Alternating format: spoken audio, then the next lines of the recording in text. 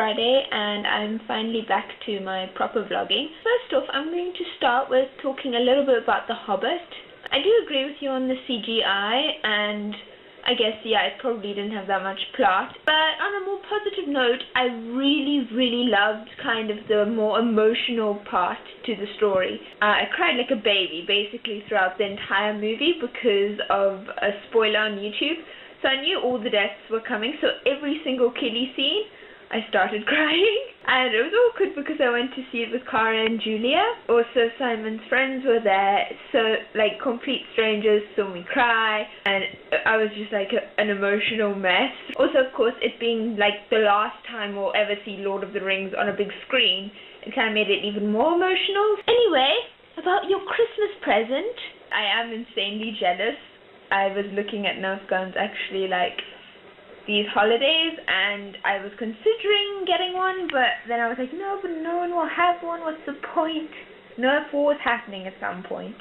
Be prepared. A lot of scary stuff recently, specifically playthroughs of PT on YouTube. PT stands for Playable Teaser, and it's a demo of the Silent Hills game coming out this year, which has Norman Reedus, also known as Daryl from The Walking Dead, in it.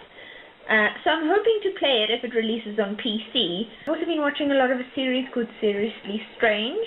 It's pretty good. It's a bit, you know, sensationalist, but it is on strange and creepy things, so it makes sense for it to be sensationalist. I meant to say ages ago, I knew about change blindness because I watched Lie to Me.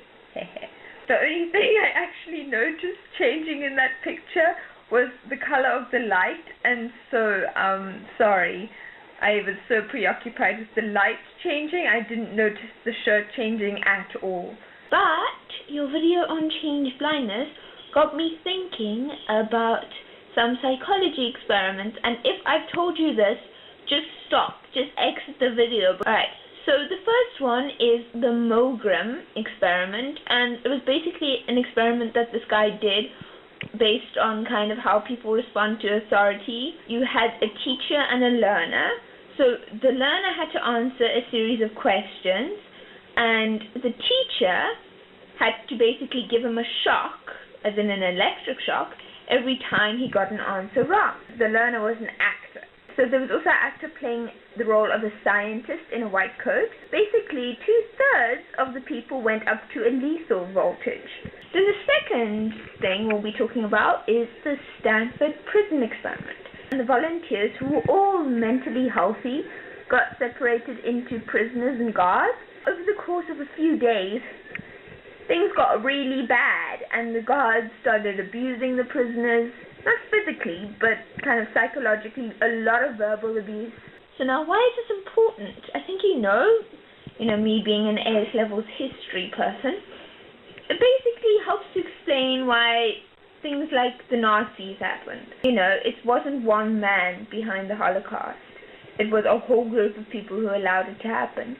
And looking at those experiments does give us an idea of how and why stuff like that can happen, and that it's not evil people who do evil things, but a lot of the time it's good people in evil places. Thanks for watching. I hope everything's cool with you. I hope being vegetarian is awesome. Anyway, bye!